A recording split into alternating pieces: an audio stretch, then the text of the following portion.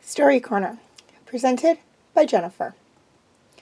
Warriors, Book 1, Into the Wild, Chapter 14. Okay, for those of you who have not yet seen the first few videos for Into the Wild, I suggest you go view those now, as this is a continuation of that story.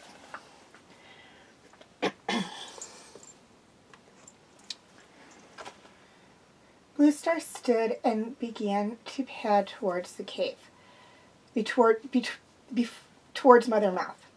Tigerclaw walked beside her, matching her stride step for step. "Come on, Ravenpaw," called Greypaw. Ravenpaw was still sitting on the rock, staring up at the rocks. At Greypaw's meow, he stood and began following slowly. Firepaw realized his friend had hardly said a word the whole journey. Is he just worried about ShadowClan, or is there something else troubling him? Firepaw wondered. It took the cats only a few moments to reach Mothermouth. Firepaw stood on the threshold and peered inside. The black mass beyond the stone archway was darker than the cloudiest night. Firepaw narrowed his eyes, trying to see where the tunnel led, but he couldn't see a thing. Beside him, Greypaw and Ravenpaw craned their heads nervously around the entrance. Even Tigerclaw seemed unsettled by the black hole ahead of them.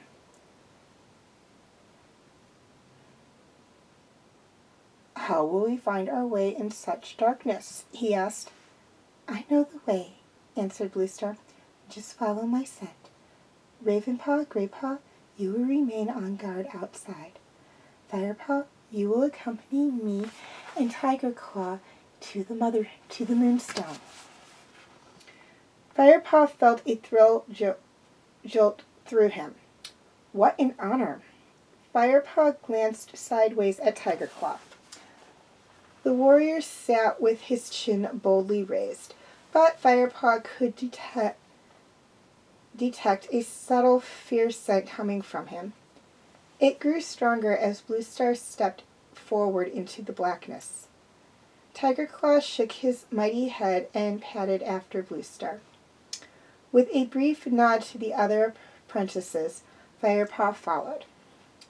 Inside the cave, his eyes still detected nothing. The complete and utter blackness felt strange. He was surprised to find that he wasn't frightened. His eagerness to discover what lay ahead was stronger. The cold, damp air reached through his thick fur and into his bones, stiffening his muscles. Even the coldest nights did not hold the same chill as the air here.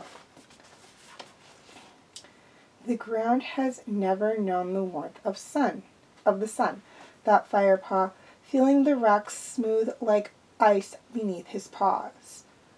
Freezing air filled his lungs with each breath until he felt lightheaded.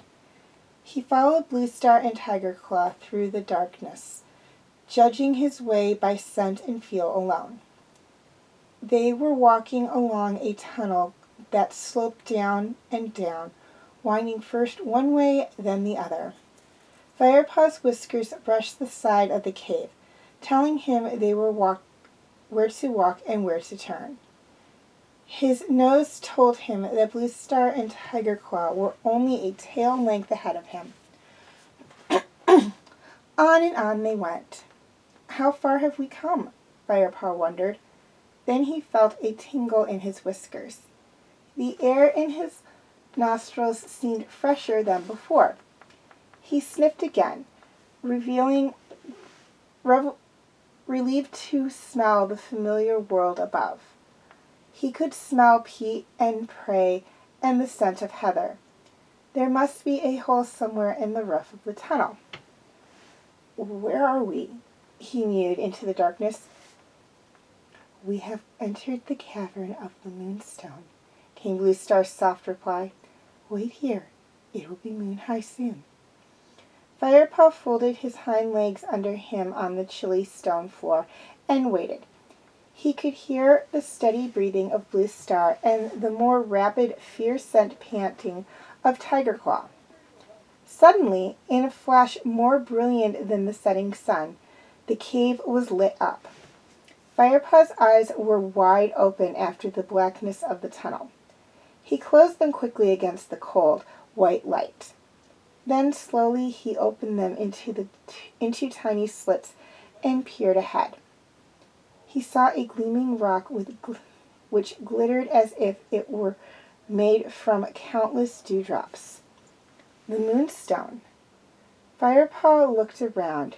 In the cold light reflecting from the stone, he could make out the shadowy edges of a high-roofed cavern. The Moonstone rose from the middle of the floor, 3 tail lengths high. Bluestar was staring upward, her fur bleached white in the glow of the Moonstone. Even Tigerclaw's dark pelt shone silver. Firepaw followed Bluestar's gaze. High in the roof was an opening that revealed a narrow triangle of night sky. The moon was casting a beam of light through the hole, down onto the Moonstone, making it sparkle like a star. Beside him, Firepaw smelled Tigerclaw's fierce scent growing, until it became overpowering. Firepaw felt startled. Could the warrior see something else here? Something dangerous? He saw a flash of movement, felt fur rush past him, and heard the fleeting paw steps of Tigerclaw racing back to the entrance. Firepaw? Bluestar's voice was quiet and calm. I'm still here, he answered nervously. What had frightened Tigerclaw? Bluestar? Firepaw mewed again when she didn't answer.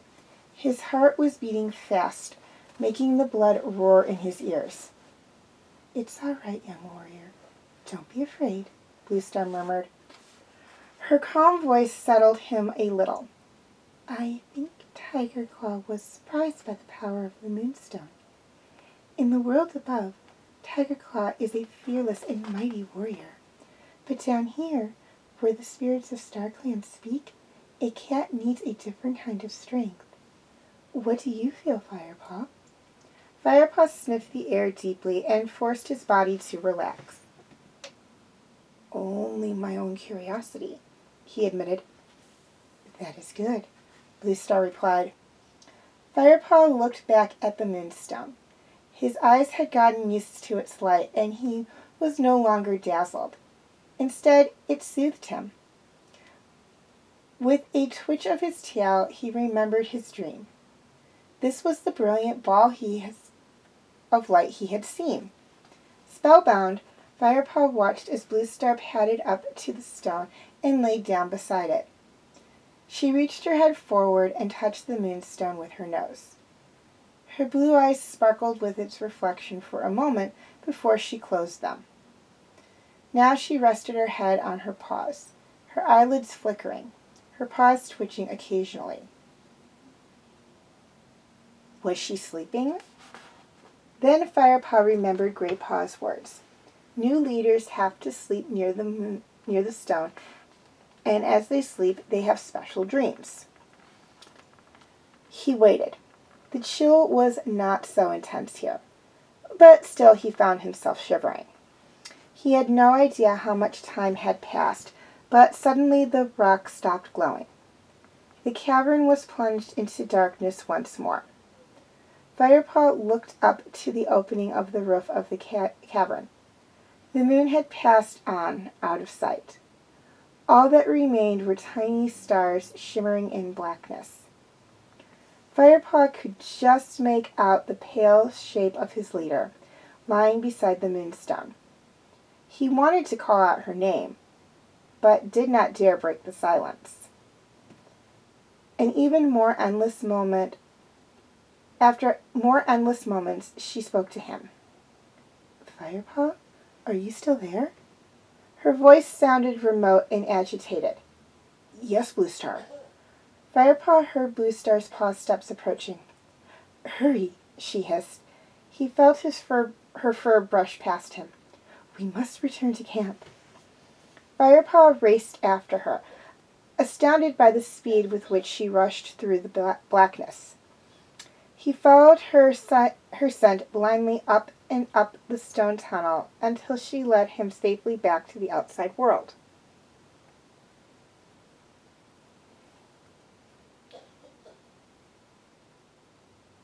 Tiger Claw was waiting at the opening beside Graypaw and Ravenpaw as Bluestar and Firepaw climbed out of the cave.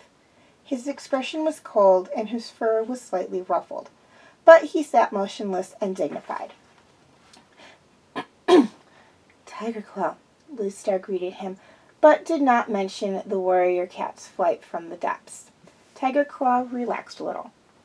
What did you learn?